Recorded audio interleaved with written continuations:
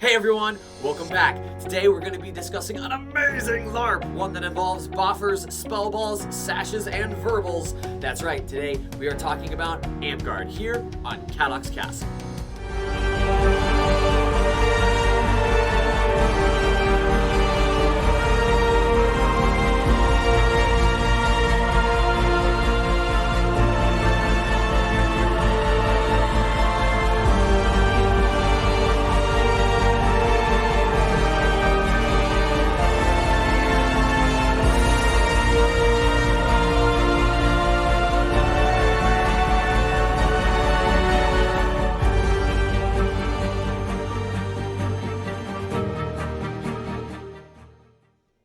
Hey everybody, welcome back. My name is Ben, and I'm here to talk to you today about LARPing, in particular, Amtgard. Well, what is it? Well, Amtgard is a sword and sorcery, combat, culture, and sciences organization. It was founded in El Paso, Texas in 1983, and ever since then has been growing. It now boasts over 10,000 members and even an international presence with people that far flung within the continental United States and that many members in it. I guarantee you there's somebody from your walk of life and somebody who shares your interest playing the game of Amtgard today.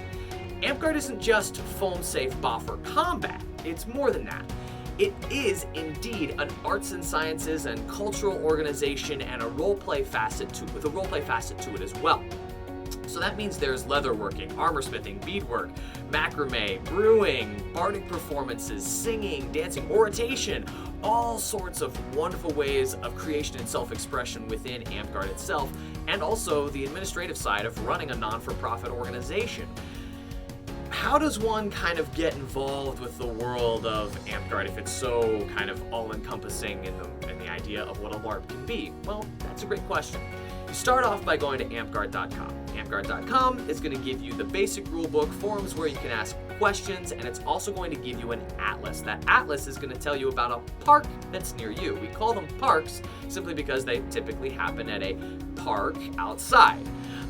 You find this park that's near you, you can go there, and typically they happen on a Saturday or Sunday from 12 to 5 o'clock or 12 to dusk, depending upon the season of the year. And then you'll sign a waiver. You get there, you sign the waiver that says, I acknowledge that people are gonna probably hit me with a foam-safe replica of a sword, and I get to hit them back. It's just a basic acknowledgement of what we do in the game.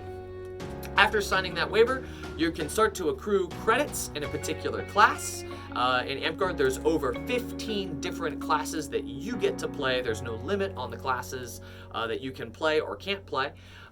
Within specific regards. There's like one or two limits, but that depends upon garb and ranking, and we'll get into that stuff later.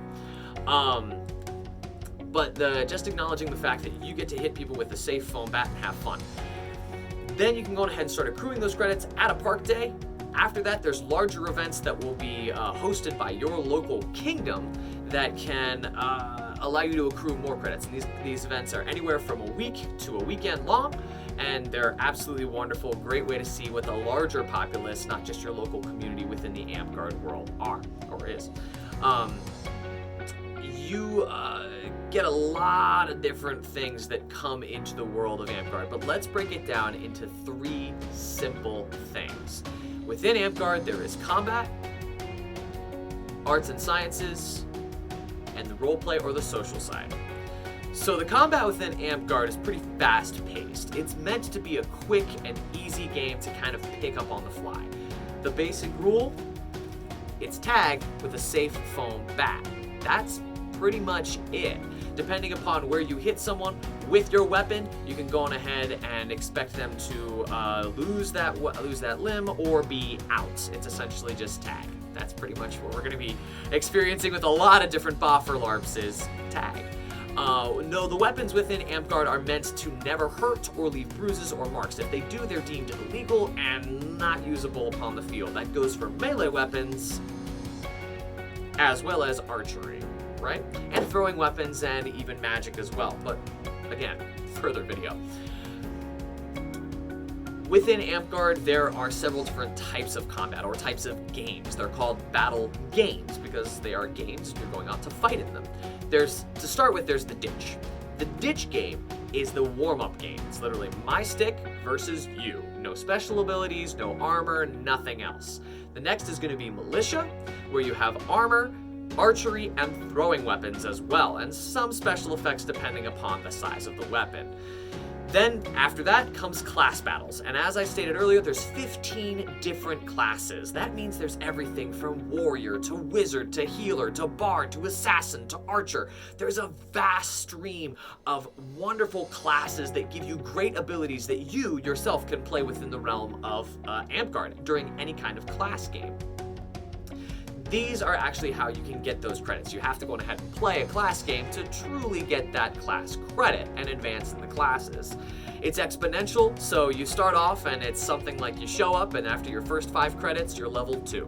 And then you go all the way up to level 6. Once you're level 6 in something, you've reached pretty much the pinnacle that you can, and you've got a great slew of abilities to toss out during a class battle game. The next part of this is going to be a quest game.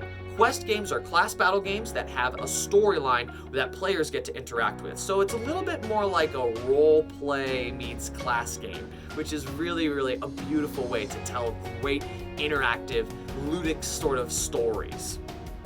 And that handles a lot of the combat within Amtgard, except for one last thing I want to tell you about.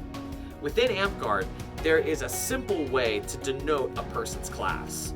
The class will be shown by a sash that's worn across from shoulder to opposite hip.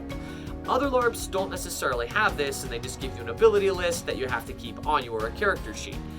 This in Amtgard gives you a quick identifiable way to say that person is playing this class, I can expect these types of abilities to come from that particular player, thus making for a super fast-paced game. Leaving combat behind, we can go on ahead and move into the world of arts and sciences. The arts and sciences within Amtgard are a huge community of artisans and crafters and makers within the game. These people have been practicing their craft for a long, long time, or maybe they're just getting their start. But no matter what, there's a community based there that's there to help you do whatever you need or want to do. These fall into what are called arts and sciences competitions. So I might make something and I think, hey, this is pretty cool and I want to show it off. At your local park day, there will be an arts and sciences competition. I enter it, it gets judged, and depending upon what else is going on in the competition, it might be the person with the highest score or the highest of 3 entries wins the competition. You win these competitions, and it kind of becomes a bit of notoriety within the game, and also a great way for you to receive feedback on some of the artwork that you're doing.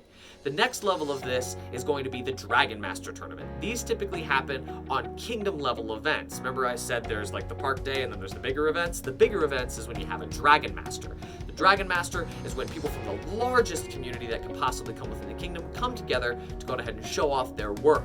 And it's also a great way to look at other people's stuff and say, wow, I didn't know this person was doing that or this kind of thing, and see other ways that you can advance yourself as an artist and also getting into the culture of Amtgard.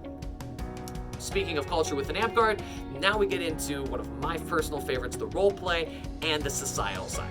Amtgard is a huge group of interesting people. As I said before, there's over 10,000 members, so we come from a lot of different walks of life. Talking to one another after a battle game is a great way for us to go on ahead and connect and say, hey, I had a real stressful week at work or something like that. And it's a great way just to express yourself as well. Roleplay is also this idea that I take on the persona of a character. It's that improvised side of the improvised theater production game. I take on a character, I roleplay that character, and you get to roleplay your character back with me. It's improv in a way. When you pair this with coming together, it's a great thing to start telling dynamic stories. Stories that we ourselves don't necessarily get to see, but we want to be involved in. Maybe we don't see it in literature, maybe we don't see it in film, maybe we're not seeing it in video game or other ludic media, so we get to express it ourselves and take on the persona of a person, or an elf, or a demon, or an angel, or whatever we want to choose. We're role-playing and taking on this character and interacting with other people. And it's a great way for us to tell those stories that never get told. Amtgard gives us the ability to form that amazing community, which is going to tie into all 3 aspects of that: combat, arts and sciences, and roleplay. Typically, these kind of organizations have an online side, which is the best way to get involved. As I said earlier, Amtgard.com is going to be the best way to go ahead and check out an Amtgard style art, or Amtgard itself. The next thing you're going to want to do is find the local chapter on Facebook. Start asking questions and see if parks are doing anything special for a particular time, or just say, hey, I'm new. One of the best things to do, no matter what LARP you're doing, is to say, hi, I'm new and I have no idea what I'm doing.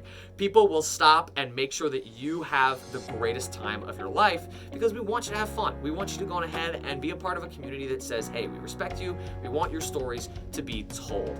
And one last thing, if you're thinking about trying Amtgard, the best thing to do is just show up. Don't think you have to come in with an amazing outfit or having your own weapons or the best sash or the coolest character. Just show up, because you're going to learn a lot that first day, and we're going to go ahead and be there the whole time to help you stop battle games to say, this is what happened, this is what's going on, or roleplay session that says, hey, this character wants to talk to you, and we'll be there to help you through it.